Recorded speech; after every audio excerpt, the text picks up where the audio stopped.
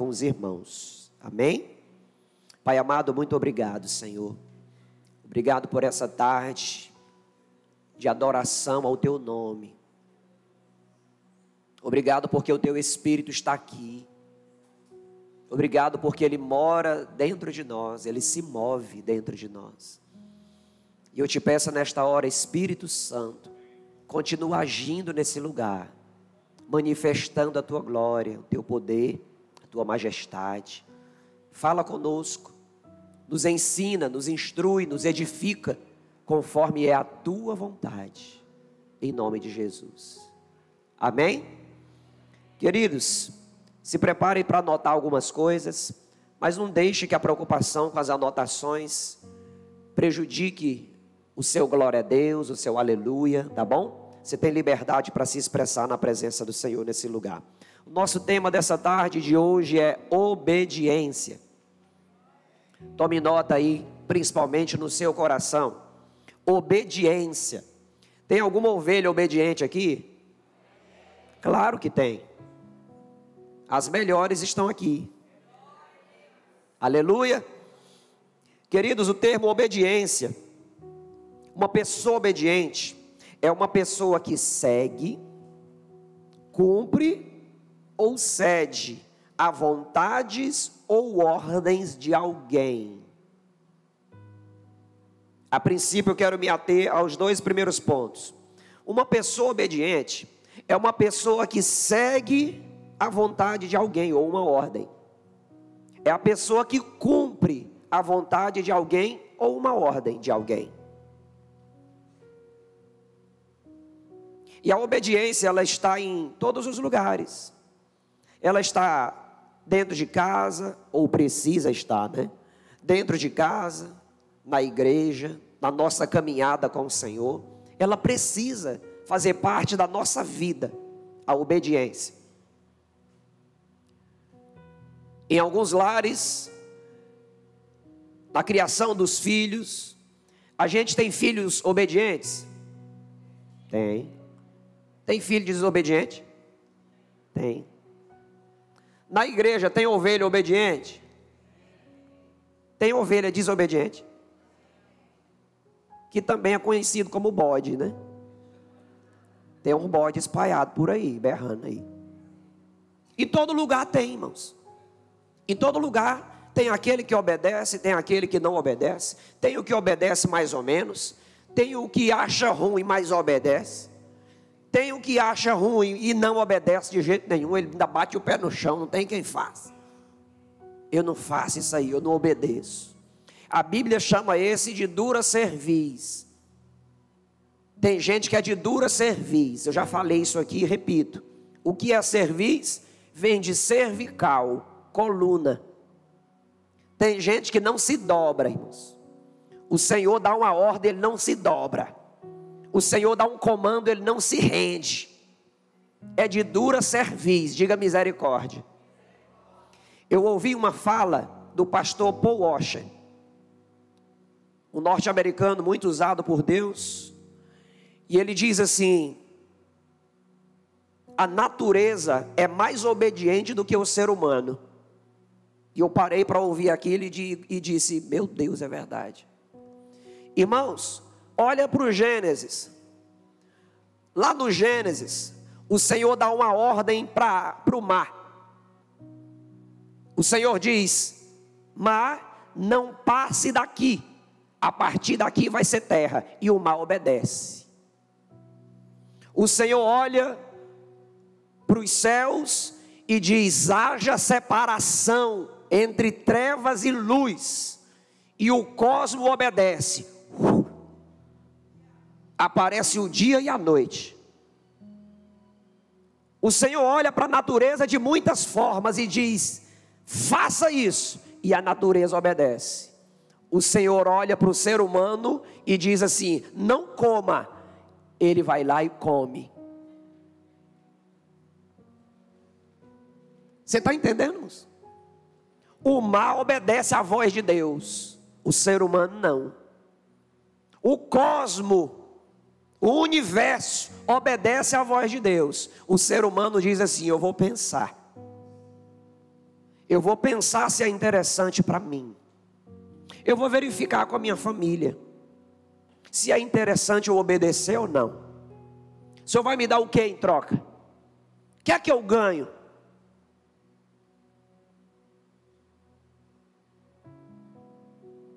É para refletir. Por que é que a natureza obedece e o ser humano não?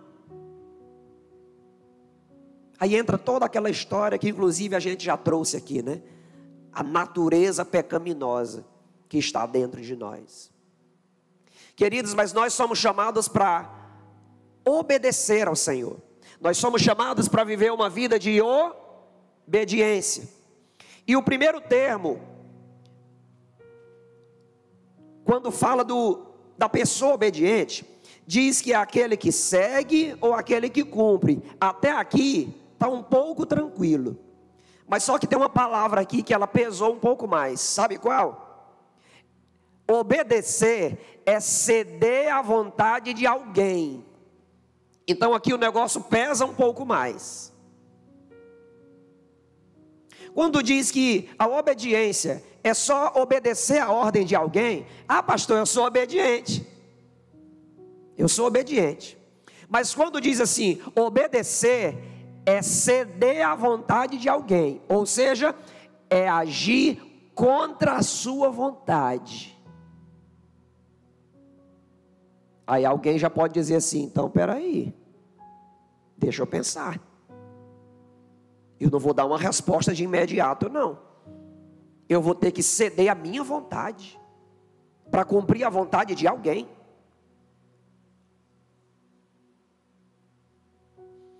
A Bíblia nos convoca a fazer algumas coisas, a parar de fazer outras. E uma das instruções ou um dos mandamentos que a Bíblia nos traz é perdoar o nosso irmão. Aí alguém diz assim para esse mandamento, eu não estou sentindo de perdoar.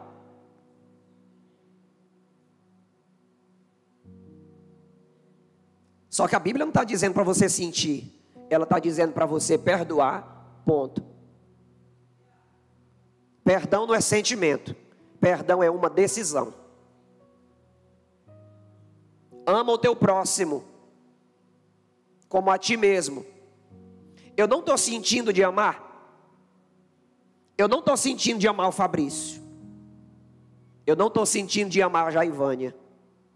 Amor não é sentimento, irmãos. Amor é uma decisão. E a Bíblia está dizendo, ama o teu próximo, ponto.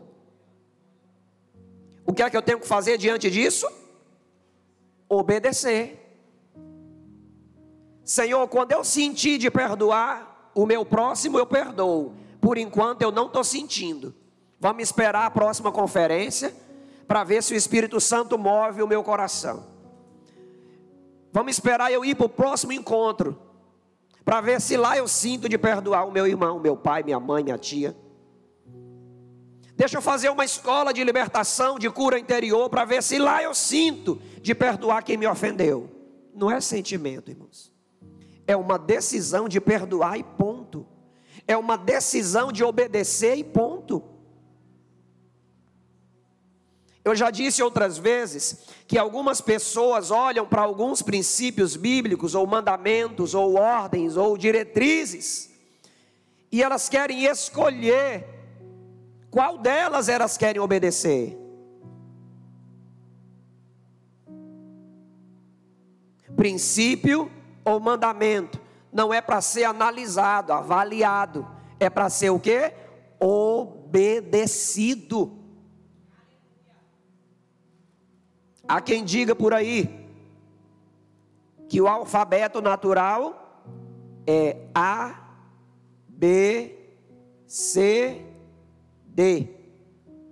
E o alfabeto cristão é O, B, D. Diga para a pessoa que está do seu lado, aprenda o alfabeto cristão. Vamos repetir ele mais uma vez? O. Pronto, tiraram 10 em português. Aleluia. Só que muita gente, irmãos, não quer obedecer. Muita gente quer burlar o mandamento, quer obedecer em partes, quer obedecer quando quiser, quer obedecer se é aprazível a ele ou a ela, quer obedecer se está sentindo. E o Senhor nos convoca a viver completamente uma vida de obediência.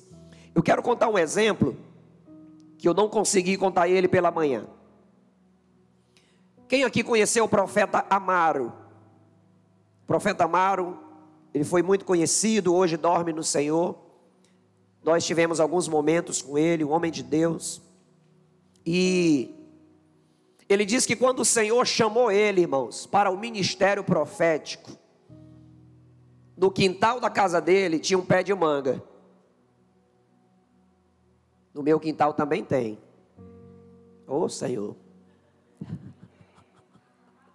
Deus está falando.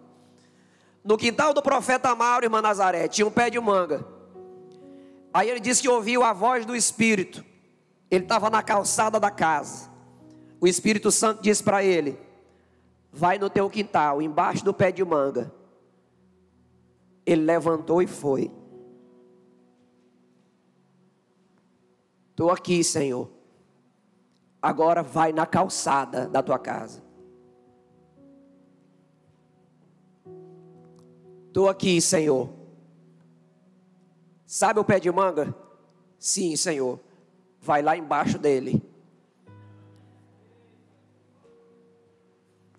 Estou aqui, Senhor, embaixo do pé de manga. O que foi que Deus falou de novo? E ele disse, passou o dia quase todo. Ele disse que, Senhor, me diz logo o que é que o Senhor quer me ensinar. O que era que Deus queria ensinar para ele? Eu estou testando a sua obediência, Amaro. Eu estou testando a tua obediência. Porque a Bíblia diz que quem é fiel no pouco, sobre o muito será colocado. Diga comigo, quem é fiel no pouco, será colocado no muito. Então já fica com a pergunta aqui: você é obediente no pouco? Todo mundo quer o muito. Todo mundo quer o muito, mas não é obediente no pouco.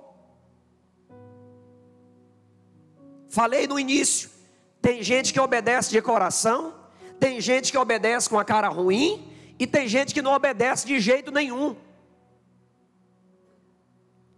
Nós acabamos de finalizar uma campanha de jejum e oração de 21 dias. Quinta-feira nós encerramos. Algumas pessoas dessa igreja fez, porque são obedientes. Outros fizeram de cara ruim, mas fizeram. E outros não fizeram de jeito nenhum. Não estou falando só dessa igreja não, estou falando da igreja geral, tá bom? E outros não fizeram de jeito nenhum. Sabe por quê? Porque em todo lugar tem o obediente e tem o desobediente. Vou jejuar nada. Deus não falou comigo. Falou foi com o pastor. Então ele que jejue.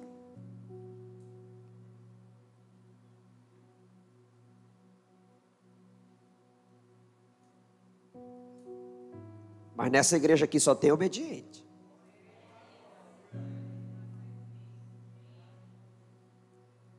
Já chegou do jejum para nós. Gênesis capítulo 2, versículo 15.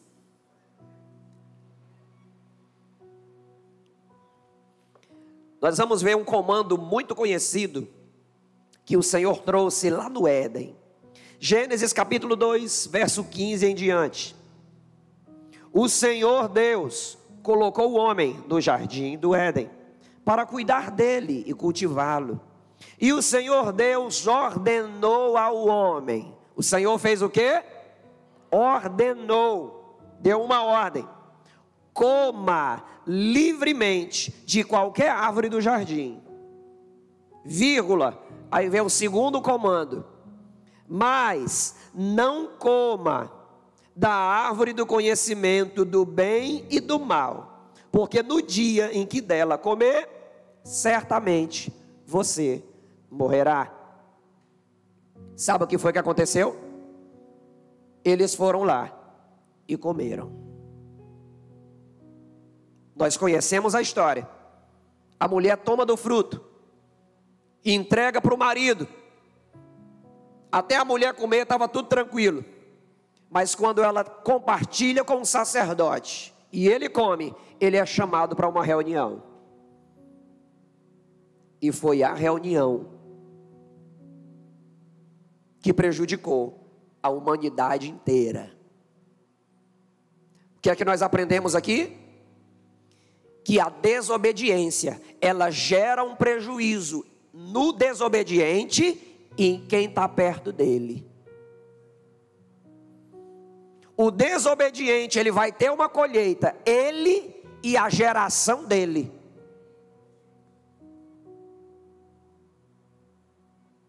Queridos, se hoje nós vivermos uma vida de obediência, nós vamos colher frutos bons, quem está perto de nós e a nossa geração também. Esses dias eu vi um vídeo de um acidente automobilístico. E a mensagem desse vídeo falava justamente isso. Um carro fez uma ultrapassagem em um local proibido. Ele se chocou com um segundo carro, que veio um terceiro e se chocou também. Acabou os três, irmãos. A imprudência de um motorista destruiu 3 famílias. E eu posso até dizer, destruiu 3 gerações. Porque eu não sou uma pessoa só, tem uma geração atrás de mim. Você não é uma pessoa só, tem uma geração atrás de você. A imprudência de um, a desobediência de um, acabou com 3 famílias. Basicamente. Ou seja, irmãos, se nós vivemos em obediência hoje, automaticamente nós estamos afetando a nossa geração futura. O mesmo, se nós andarmos em desobediência hoje, nós estaremos prejudicando a nossa geração futura. Lembremos de Josué. O que foi que Josué disse para o povo? Eu não sei quanto a vocês, mas eu e a minha casa, que também significa eu e a minha família, eu e a minha descendência, eu e a minha geração, serviremos ao Senhor. Josué estava dizendo, eu não sei quanto a vocês, mas eu e a minha casa viveremos uma vida de obediência. Eu e você precisamos também levantar essa bandeira que Josué levantou, irmãos. A bandeira que nós precisamos levantar não é só a bandeira para dizermos que somos crentes, cristãos, gospels e pertencemos a uma igreja evangélica. Mas a bandeira genuína que nós precisamos levantar é que nós viveremos uma vida de obediência ao Senhor. E vamos obedecer não apenas um mandamento, 10, 2, mas cada um deles. Eu não estou dizendo para você que é fácil. Dependendo da ótica da pessoa, ela pode olhar para Êxodo e dizer, pastor, são 10 mandamentos. Talvez a sua ótica é a ótica do Novo Testamento, que diz que são 2. Quando Jesus diz, amarás, pois, o Senhor teu Deus, de todo o teu coração, de toda a tua alma, de todo o teu entendimento, e o próximo como a ti mesmo. Ah, pastor, é simples, era 10, mas agora são 2. Não, irmãos, a Bíblia está cheia de mandamento. Ela está cheia de mandamento. É mais de 2, é mais de 10, é mais de 100. E sabe de uma coisa? Talvez a gente não consiga realmente atender todos ou obedecer todos, mas vamos mirar no alvo, que é a obediência. Se nós chegarmos perto, já vai estar maravilhoso. Aleluia. Tem gente que olha, são 10 mandamentos. Eu vou ver se eu obedeço pelo menos um. Não, irmãos, mira no 10. Mira no 10. Se você acertar no 9, está maravilhoso. Tem cristão que é igual aluno preguiçoso. Vou lutar para tirar 7. Vou lutar para tirar 7. Eu passando, tá bom. Ninguém usa isso aí mesmo. Frases de aluno preguiçoso. Pastor, tem cristão assim também? Tem, irmãos. Tem cristão querendo tirar só 7 para ser arrebatado. Não, para que ficar lendo a Bíblia direto? Para que ficar adorando direto? Vindo para a oração matinal? Não, isso aí é para o pastor, é para o bispo, é para o apóstolo. Se eu tirar 7 e a trombeta tocar e me levar, tá bom. Não tem o famoso escapar fedendo? Tem uns que vão subir fedendo. Fedendo a enxofre. Diga, papai, se tu está assim com um cheiro estranho, é porque meu pé estava quase lá no fogo e enxofre. Diga para a pessoa que está do seu lado, não suba fedendo não. Mira no 10. E vamos subir pelo menos com 9. Aleluia. Dê um aplauso a Jesus aí. Glória a Deus.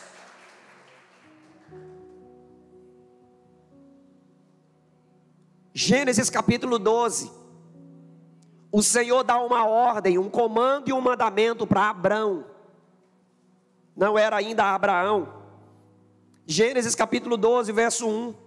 Então o Senhor disse a Abrão: sai da tua terra, do meio dos seus parentes e da casa de teu pai, e vá para a terra que eu lhe mostrarei.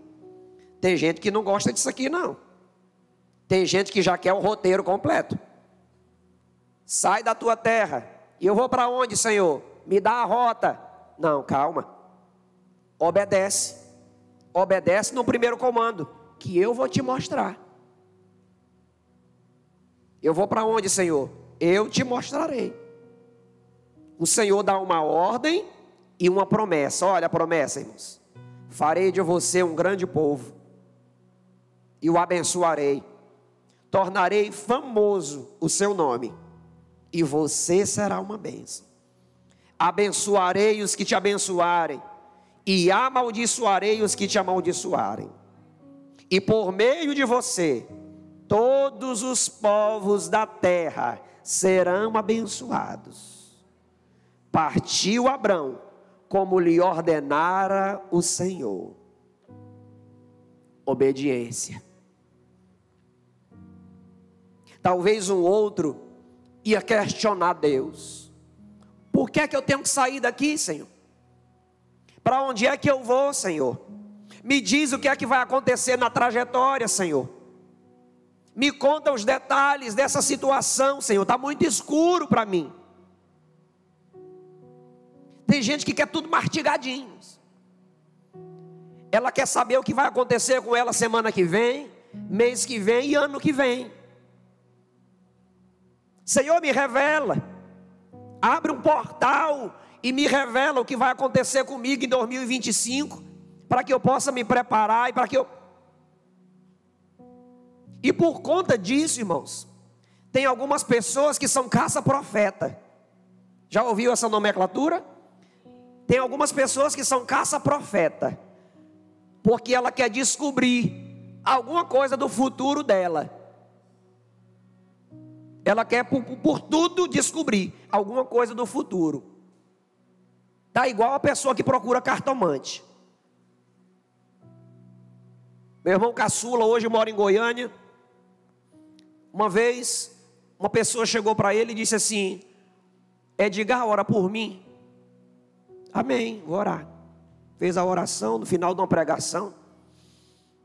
Meu irmão terminou de orar, a pessoa olhou para ele e disse assim: tu viu o quê? Tu viu alguma coisa? Meu irmão disse: não vi nada não. Tem certeza? Tu não viu assim nada, um trem, um negócio? Não vi não. Só orei por ti. Pois amém. Tchau. Outro dia meu irmão está em cima do monte, lá em Goiânia isso já. A primeira foi Imperatriz. A pessoa chegou perto dele e disse: Edgar, Deus está me dizendo que tu tem uma palavra para me entregar. Aí meu irmão disse: não, tenho não. Tem. Tu tem uma palavra para me entregar. O Senhor me disse. Não, tenho não. Tem. Deus disse que tu tem. Ele disse assim: é teu mesmo. Lembrei. Teu mesmo. Eis que te digo, meu servo. Crie vergonha, porque eu quero te usar nos confins da terra. Amém? Amém. Glória a Deus. Está na Bíblia, irmãos. Você quer uma profecia? Quem quer profecia, diga amém. Não é errado querer profecia não, tá? Quem quer profecia, diga amém. Pega. A maior profecia que existe está aqui, irmãos. É a escrita. Você está lendo a profecia? Você está estudando a profecia? Você está meditando na profecia? Esse ministério não é contra a palavra revelada e nem profeta, irmãos. Jamais. Tudo que a Bíblia ensina, nós estamos dentro aqui, nós rola em cima aqui.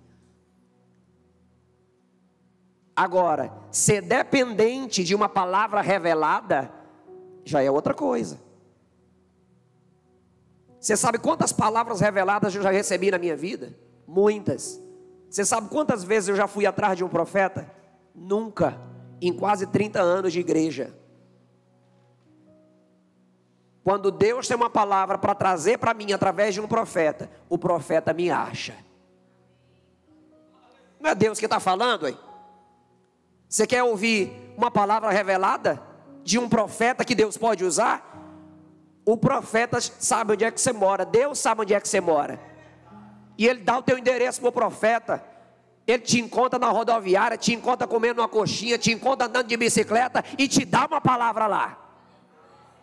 Aleluia. Diga para a pessoa que está do seu lado: quando Deus tiver uma palavra para você revelada, o profeta vai te achar. Aleluia. Louvado seja o nome de Jesus. Abraão recebe uma ordem e caminha em obediência.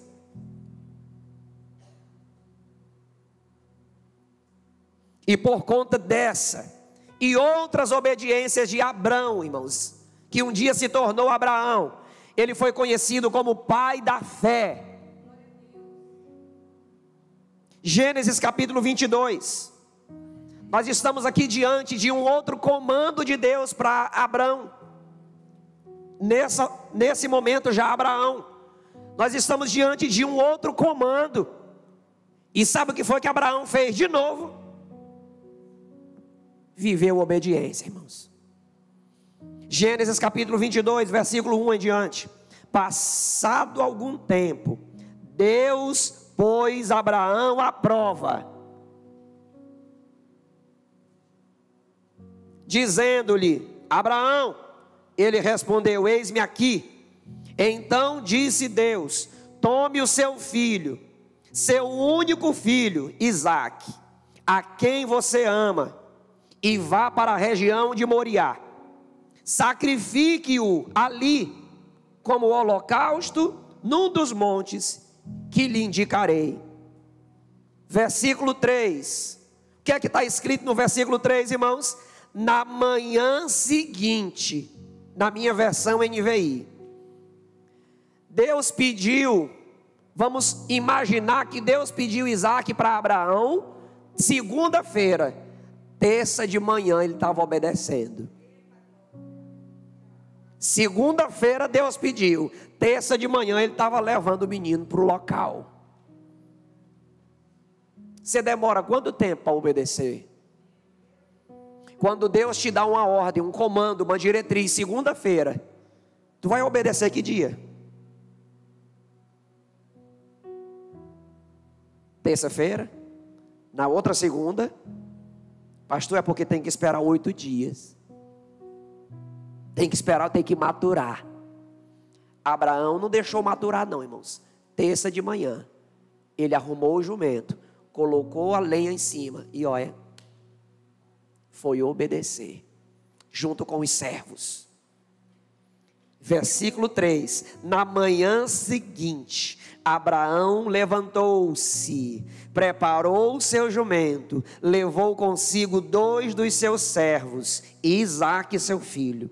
Depois de cortar a lenha para o holocausto, partiu em direção ao lugar que Deus lhe havia indicado.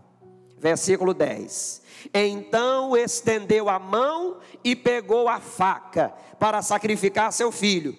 Obediência. Ele não obedeceu em partes. Eu vou só levar. Não. Ele levou e já ia sacrificar, irmãos. Versículo 11: mas o anjo do Senhor o chamou do céu. Abraão, Abraão. Eis-me aqui, respondeu ele. Não toque no rapaz. Disse o anjo: não lhe faça nada. Olha o que vem agora, irmãos. Agora eu sei que você teme a Deus. Em outras palavras, agora eu sei que você é obediente. Numa versão super atualizada de Carlos Santos, agora eu sei que você é maluco doido.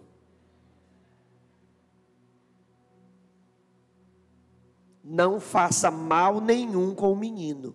Agora eu sei que você teme a Deus, porque não me negou seu filho, o seu único filho. Irmãos, que nível de obediência é esse?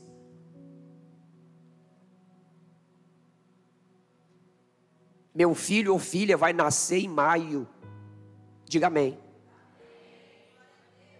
Era como se eu pegasse essa criança no colo e, consagrando ela a Deus aqui, o Senhor me dissesse: me entrega,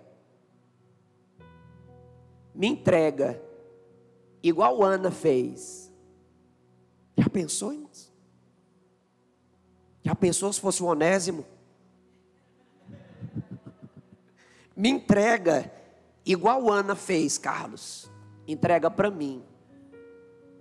Até tal idade você não vai ver mais. Ana foi fichinha, irmãos.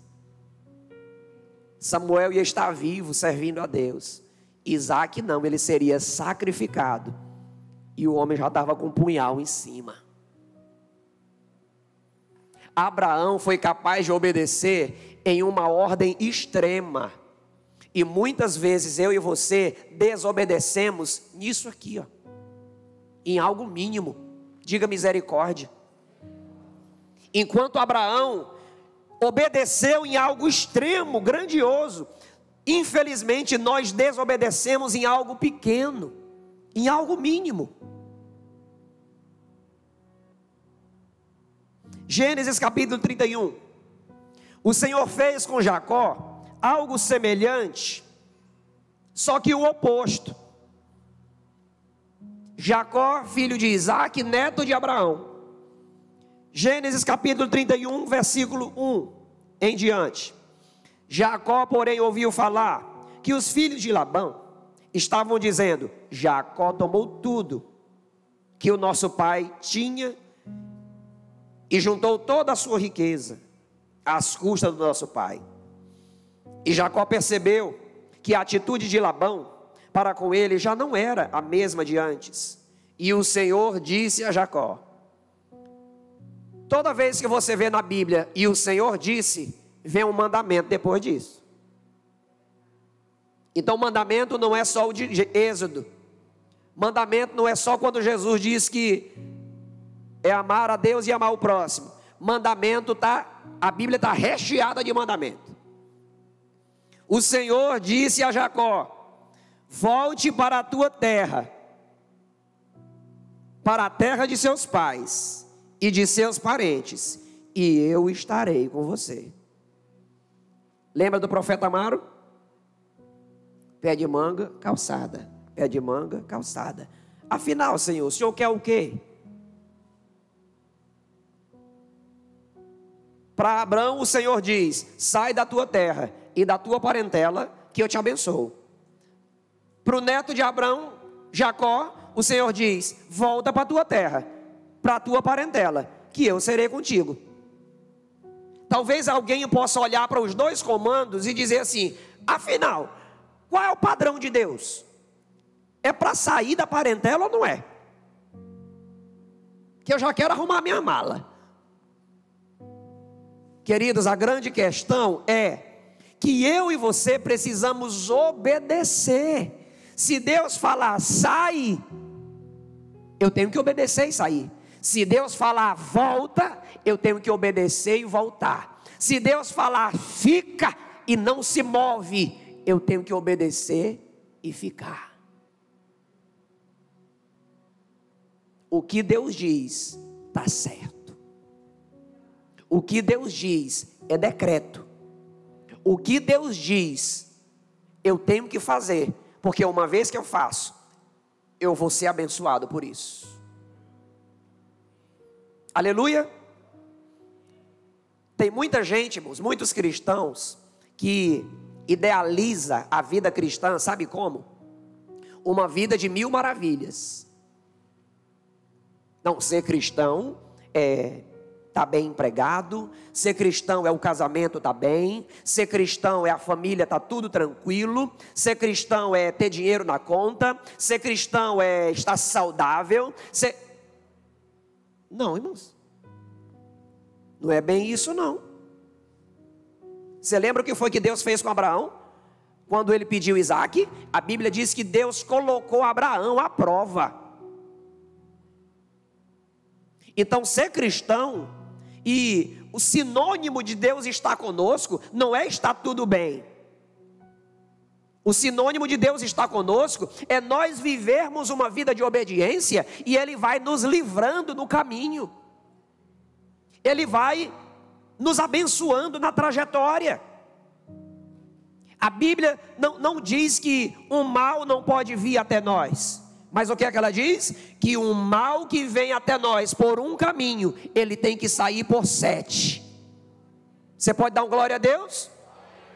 Lembra o que foi que Jesus falou para Pedro? Jesus chegou para Pedro e disse: Pedro, Satanás me pediu para te peneirar. Talvez na cabeça de algum cristão hoje, ia pedir para Jesus: ah, Senhor, então me livra dessa peneira de Satanás, me livra de ser tentado por Satanás. Qual foi a próxima fala de Jesus para Pedro? E eu vou orar por ti. Que amigo é esse? Que amizade é essa? Se o Senhor pode me livrar dessa peneira de Satanás, o Senhor vai só orar? Irmãos, a peneira chega na minha e na tua vida, a prova chega na minha e na tua vida, a tentação chega na minha e na tua vida, mas nós temos um intercessor fiel que é Jesus. Nós temos um intercessor fiel que é o Espírito Santo, que nos dá vitória na caminhada. Ele nos livra, Ele não nos livra da fornalha, Ele nos livra na fornalha. Provavelmente a minha e a sua oração no lugar de Sadraque, Mesaque e Abednego seria: Senhor, me livra da... Mas sabe de uma coisa, irmãos? Se Deus tivesse livrado Sadraque, Mesaque e Abednego da fornalha, o nome do Senhor não teria sido glorificado como foi quando Deus livrou Na. Você está entendendo a diferença? Deus poderia livrar da, mas Ele preferiu livrar na fornalha. Calma, Sadraque, calma, Mesaque, calma, Abednego, eu não vou livrar vocês da fornalha, eu vou passear no meio do fogo com vocês. Eles foram jogados, a fornalha foi aquecida 7 vezes mais. E alguém chega e olha e diz: nós jogamos 3, pois tem 4 lá dentro, e estão passeando, contando lorota um para o outro lá. Estão passeando de mão dada dentro do fogo. Pô, então manda sair. Manda sair. sai Sadraque, Mesaque e Abednego. Teve um curioso que ainda foi cheirar, né? Nem cheiro de fumado, não estão nem defumado. Sabe por quê? Porque Deus estava com eles. O Deus que estava com eles é o mesmo Deus que está comigo e com você. Talvez Deus não decida te livrar do problema, mas Ele decide te livrar no problema. E o nome dele vai ser exaltado. Aleluia. Dê um glória a Deus forte. Amém. Jacó é convidado a fazer o oposto do seu avô Abraão. Volta para a tua terra. E ele obedeceu, irmãos. Versículo 11. O anjo de Deus me disse no sonho: Jacó. Eu respondi: eis-me aqui. Então ele disse: olhe e veja todos os machos que fecundam o rebanho. O rebanho tem listras, são salpicados e malhados, porque tenho visto tudo o que Labão lhe fez. Sou o Deus de Betel, onde você ungiu uma coluna e fez um voto. Saia agora dessa terra e volte para a sua terra natal. E Jacó obedeceu.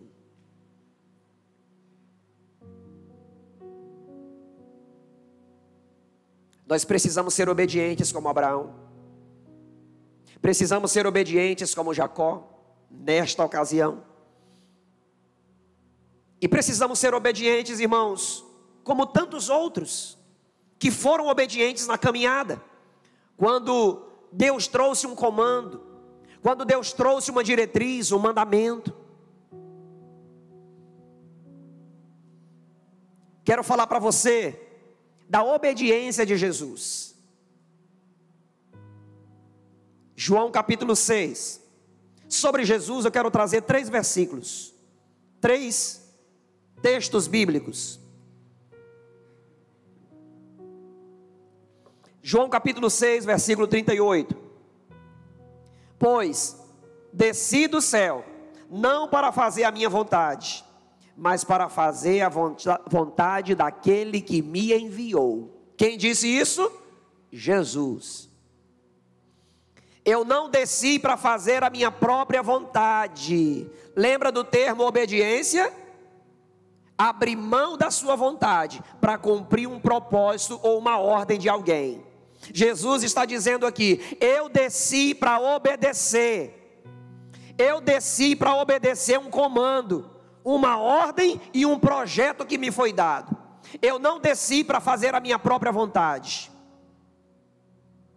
E sabe de uma coisa, igreja? Eu e você precisamos caminhar nesse mesmo propósito. É bem verdade que o propósito de Jesus específico era morrer na cruz por mim e por você. Mas no contexto geral, esse texto bíblico de João 6,38 também precisa ser um estilo de vida meu e seu. Eu também preciso dizer: eu nasci para fazer a vontade do meu Pai. Eu nasci para fazer a vontade do meu Criador e não para fazer somente a minha vontade. Tem muita gente por aí cheio das suas próprias vontades. E quando eu sou cheio da minha própria vontade, provavelmente eu não serei obediente. Quando eu sou cheio da minha própria vontade, provavelmente eu não serei obediente. Porque obediência implica, em alguns casos, abrir mão da sua própria vontade. Eu não entendo, mas eu vou obedecer. Eu não estou sentindo, mas eu vou obedecer. Está escuro, eu não vejo claridade nessa situação, mas eu vou obedecer. Esse é o coração do obediente, irmãos. O desobediente, ele questiona. O desobediente, ele procrastina. O desobediente, ele procura uma brecha para não obedecer. O obediente, ele diz: eu vou obedecer. Custe o que custar, eu vou obedecer.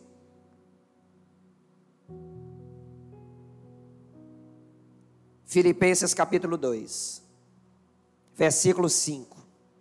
Seja a atitude de vocês a mesma de Cristo Jesus.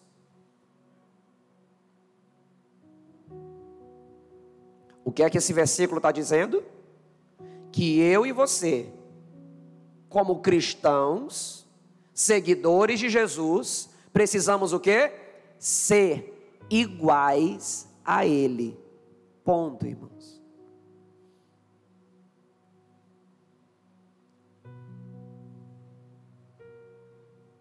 A palavra cristão significa seguidor de Cristo. A palavra evangélico significa vivedor do evangelho.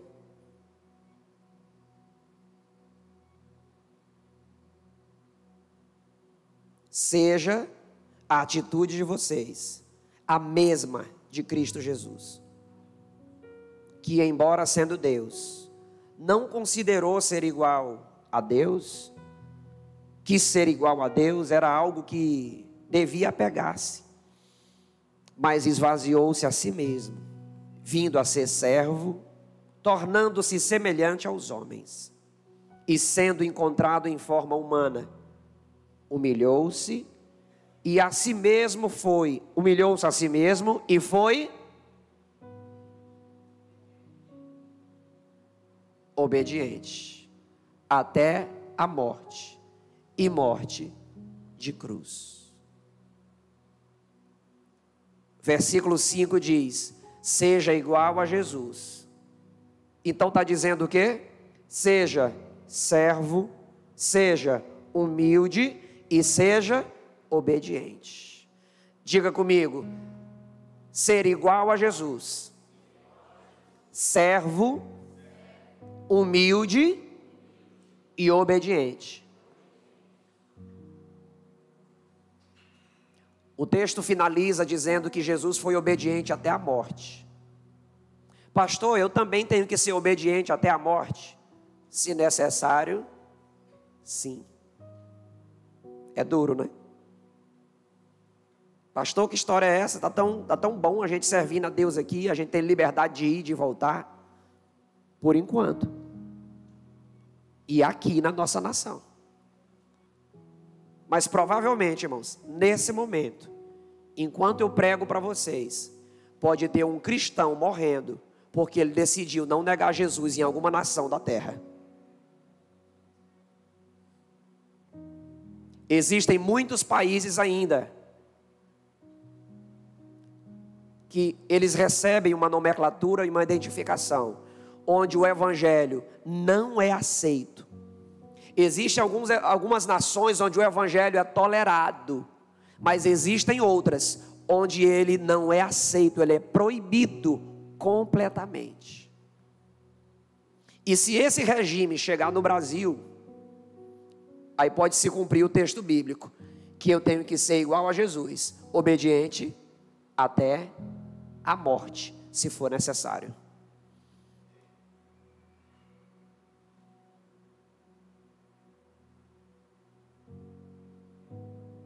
Como é que alguém consegue ser obediente até a morte, irmãos? Como é que alguém consegue continuar servindo a Jesus se tem um leão vindo na direção dele para tragá-lo? Como aconteceu no Coliseu. Como é que alguém consegue ser fiel a Deus, irmãos? Ele está emparedado, ele está a ponto de ser metralhado, se ele não negar Jesus, e ele continua obediente até a morte. Como é que alguém chega numa situação dessa? Como é que alguém chega num nível desse? Eu te respondo como é. Ele começa sendo obediente no pouco, no médio, até ele conseguir ser obediente naquilo que é grande. Lembra do pé de manga? Deus estava treinando aquele profeta. Se você me obedecer nessa trajetória da calçada pé de manga, você vai me obedecer em coisas maiores. Mas tem gente falhando em coisas pequenas. quando chegar ao nível de obedecer em algo grande, com certeza vai falhar, irmãos. Eu não estou sendo profeta do caos ou negativo, eu estou falando de exercício. Tudo requer exercício. A fé requer exercício, a obediência também requer exercício. Deus convoca a mim e a você a sermos obedientes hoje, naquilo que é pequeno, naquilo que é básico, porque quando chegar a hora de obedecer a algo grande, nós estaremos exercitados.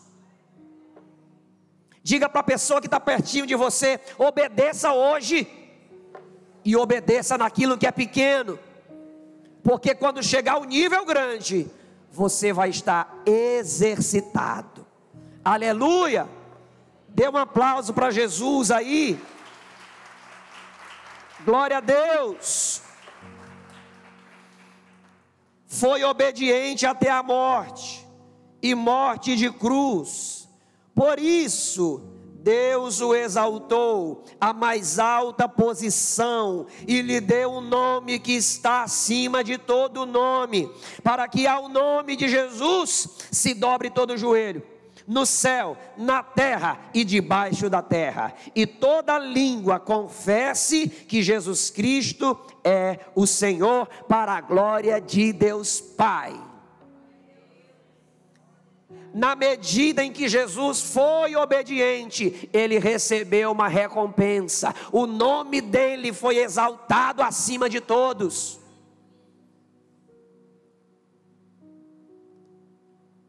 Sabe para quem o Senhor fez outra promessa semelhante? Foi a minha segunda leitura com vocês. O Senhor disse para Abrão: sai da tua terra, da tua parentela, e vá para um lugar onde eu te mostrarei, e eu vou engrandecer o teu nome. Aí vem Filipenses e diz que Jesus foi obediente até a morte, e morte de cruz, e Deus exaltou o seu nome. Pegou?